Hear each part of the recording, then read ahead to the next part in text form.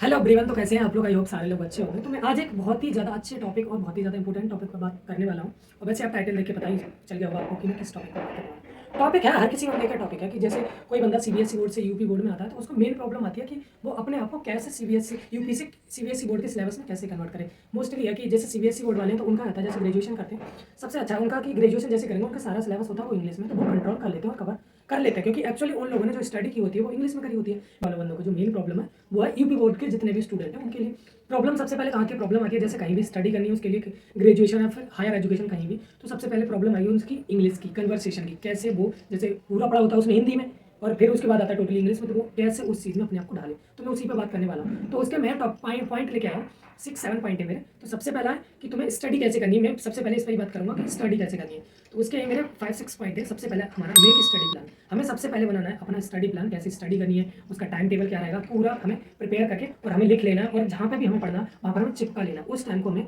Follow करना। दूसरा है, और जो मैंने स्टडी प्लान बताया उसको अच्छे से फॉलो करना। सब दूसरा पॉइंट है मेरा वो है प्रिपेयर योर सेल्फ नोट्स। जैसे बुक्स है या फिर टीचर्स पढ़ाते हैं क्लास में तो सेल्फ नोट्स हैं, तो उनके लिए अपना सेल्फ नोट्स बनाने। सेल्फ नोट्स में सबसे पहले क्या है कि तुम्हें बुक से पढ़ना है, टीचर जो बताते हैं उसको पढ़ना है। बुक्स के बाद अगर कोई चीज़ बुक्स में समझ नहीं आती है तो उसको तुम्हें क्या करना है, गूगल करना है। गूगल पर क्या करना है, जैसे गूगल पर पॉइंट मिला ठीक है ना, तो सबसे पहले जाओ तो इमेज में। इमेज में क्या, कोई भी पॉइंट अगर तुम्हें समझ नहीं आता तो उसकी इमेज मिल जाती है। इमेज में जैसे मेरे को समझ नहीं आया क्वालिटी रिस्क मैनेजमेंट, तो मैंने डाला और उसका मिलेगा मेरे को पूरा पॉइंट उस पर डायग्राम आर्टिकल में। तो डायग्राम देखो और डायग्राम से अच्छा समझ आता है तो उसका गूगल की हेल्प ले लो। उसके बाद अगर गूगल से भी तुम्हें समझ नहीं आता फिर लो तुम किसकी हेल्प, यूट्यूब पर बहुत सारे टीचर हैं। अगर आप डिप्लोमा कर रहे हैं, डिप्लोमा किसी चीज़ में कर रहे हैं, या फिर bachelor in pharmacy, diploma in pharmacy, BSc, MSc, जो कुछ भी कर रहे हैं, जो समझ नहीं आ रहा वो आराम से आप समझ सकते हैं इन सारी चीज़ों की। जो मैंने बताया तीसरा दूसरा पॉइंट कि प्रिपेयर अ सेल्फ नोट। अच्छी सी चीज़ जो मैं आपको बताने वाला हूँ वो आपने अभी तक नहीं किया, मैंने इतनी पॉइंट बता दी। आपको सबसे पहले हमारे चैनल को सब्सक्राइब करना है, वीडियो को शेयर करना है अपने फ्रेंडों में और ज़्यादा से ज़्यादा वीडियो शेयर करनी है और यार ऐसे प्यार बनाए रखो। थर्ड में हमें करना है रिवाइज डेली। जो हमने प्रिपेयर करे अपने सेल्फ नोट्स उनको डेली हमें रिवाइज करना है, हमें पढ़ना है। वैसे मोस्टली सब लोग ये बताते हैं कि मॉर्निंग में सबसे पहले क्या करो, उठो, उठने के बाद जैसे 4 बजे जाग जाओ, 4 से 5 जागने के बाद क्या जो तुमने नोट्स प्रिपेयर करें उनको रीड करो, अच्छे से पढ़ो। और तुम्हारे पास ना अगर आप मॉर्निंग में डेली पढ़ रहे हो सेल्फ नोट्स हैं तो तुम्हारे अंदर ना कॉन्फिडेंस आएगा, क्योंकि जो बुक्स की लैंग्वेज होती है वो ज़्यादातर स्टूडेंट को नहीं समझ आती। भाई जो थोड़े से अच्छे हैं पढ़ने में अच्छे तो वो तो समझ लेते हैं, जो थोड़े से वीक स्टूडेंट हैं उनके लिए बोल रहा हूँ और सबके लिए ये तो मोस्टली कि उनको जो सेल्फ नोट्स है उनको प्रिपेयर करो अच्छे से, पढ़ो सेल्फ नोट्स। फिर मैंने बोला कि रिवाइज डेली रिवाइज करना है तुम्हारे लिए, क्योंकि जिससे डेली रिवाइज करेंगे आप तो अच्छे से आपको याद हो जाएगा, क्योंकि तुम्हारे पास कंटेंट ज़्यादा इकट्ठा नहीं होगा, क्योंकि डेली रिवाइज करते रहोगे आराम से आपका याद होता रहेगा। फिर अगर आपको ये, अगर मैं जो अगला पॉइंट बता रहा हूँ सबसे ही ज़्यादा इंपॉर्टेंट है वो सोशल मीडिया से हमें ब्रेक ले लेना है। फ़ोन हम यूज़ करते हैं ना, पूरा टाइम रील्स में निकाल दिया या फिर कुछ और करने में निकाल दिया, जो कि अनवांटेड चीज़ें हैं उनको हमें बिल्कुल यूज़ नहीं करना। सोशल मीडिया को बंद कर देना करना है थोड़ा बहुत टाइम को, मुश्किल से 5 मिनट 10 मिनट, और उसमें 5 मिनट 10 मिनट में पता क्या होगा, हमारा घंटा निकल जाते हैं, 2 घंटे, हमें खुद नहीं पता चलता कि किस टाइम हमने कितना कर लिया, कितना टाइम हो गया हमारा, हमें खुद ही नहीं पता चला। फिर हमारा अगला जो पॉइंट है वो भी इंपॉर्टेंट पॉइंट है, वो हमारा don't to be over confidence.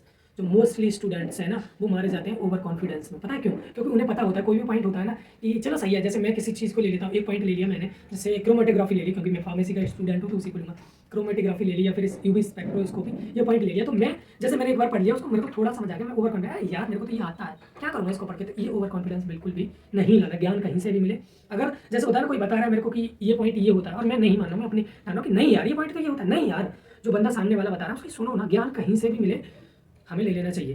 तो अगला पॉइंट आता है वो हमारा final point, how to write in exam. Exam में मुझे कैसे लिखना है, तो एग्जाम में ये लिखने वाला सबसे इंपॉर्टेंट यही पॉइंट है, क्योंकि तुमने सारा कुछ कर लिया और तुम्हें लिखना नहीं आया ना तो तुम कुछ नहीं कर सकते। एग्जाम में कैसे लिखना है, देखो सबसे अच्छे, जैसे तुमने नोट्स बनाए तो नोट्स बनाना है तुम्हें कैसे, हेडिंग डाल के, जैसे कोई भी पॉइंट आ गया बुक से लिया, बुक से सारे पॉइंटों की हमें हेडिंग बनानी है, हेडिंग्स हर पॉइंट की, क्योंकि हेडिंग्स के नीचे ना आप 2 लाइन लिख दो मुश्किल से, कोई भी पॉइंट को 2 लाइन लिख दो फटाक से देना, 2 लाइन लिखोगे तुम्हें पॉइंट रहेंगे सारे क्लियर।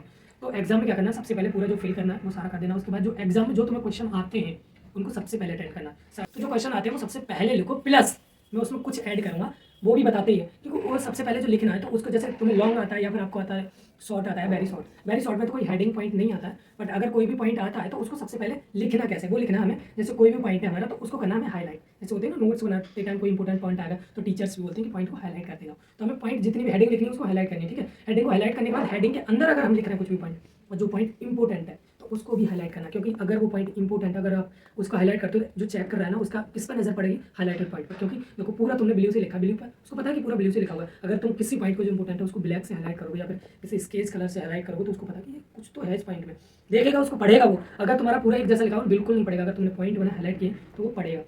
तो प्रॉपर लिखना है और हाईलाइट, हर पॉइंट के लिए हाईलाइट करना और अच्छे से लिखना है पूरा सीक्वेंस वाइज लिखना है। ये नहीं है कि जैसे कोई भी टॉपिक है कुछ भी लिखे जा रहे हैं, नहीं यार, कुछ भी लिख रहे हो ना तो हेडिंग डाल के लिखो, पॉइंट वाइज सारी चीज़ें को हाईलाइट करो, अच्छे से लिखना है, जितना अच्छा हो सके उतना अच्छा, और सजा सजा के लिखना है अच्छे मार्क्स के लिए। और अगर आप ऐसे लिख रहे हो ना तो बैक का तो कोई चांस ही नहीं है, 100% गारंटी ले रहा हूँ। एक चीज़ हो रहा है जैसे कि ना किसी भी सेक्शन का, सेक्शन ए, सेक्शन बी या सेक्शन सी किसी भी का है, तो हमें जो आता है उसको तो लिख दिया हमने पहले, ठीक है, फिर बाद में गड़बड़ होती है इनमें, जैसे मुझे जो नहीं आता क्वेश्चन उनको लिखता हूँ बाद में, तो हम छोटा सा लिख देते हैं सेक्शन बी का ए क्वेश्चन। तो जो सेक्शन, जिस सेक्शन का आपका क्वेश्चन है उस क्वेश्चन को अच्छे से, जो सेक्शन है उसको अच्छे से लिखो पहले, तो क्योंकि टीचर को पता चल जाए कि ये क्वेश्चन सेक्शन वाइज आगे दूसरा सेक्शन है। जैसे कुछ होते हैं ना साइड में डाल देते हैं कॉपी की साइड में कि सेक्शन ए सेक्शन बी, नहीं, ऐसे आपको बिल्कुल नहीं करनी है, गलती बिल्कुल नहीं करनी। तो मैं क्या करना है, सेक्शन जैसे सेक्शन ए हुआ कॉपी के मिड में डालो, बीच में लिखो section A, section A copy के बीच में डाल दिया, फिर क्या है वो अलग से दिखेगा क्योंकि ये, उसके बाद है ना आस पास कुछ नहीं लिखना आपको, सेक्शन ए डाला, उसके जस्ट नीचे आओ, फिर साइड में लिख दो आप क्वेश्चन कितना, क्वेश्चन 5 या क्वेश्चन 2 का फर्स्ट या फर्स्ट सेकंड जो भी आंसर है वो लिखना है। इस हिसाब से लिखोगे ना तो टीचर को पता है। कुछ टीचर पता क्या होता है, जैसे सेक्शन में गड़बड़ कर दिया, ऐसे क्वेश्चन में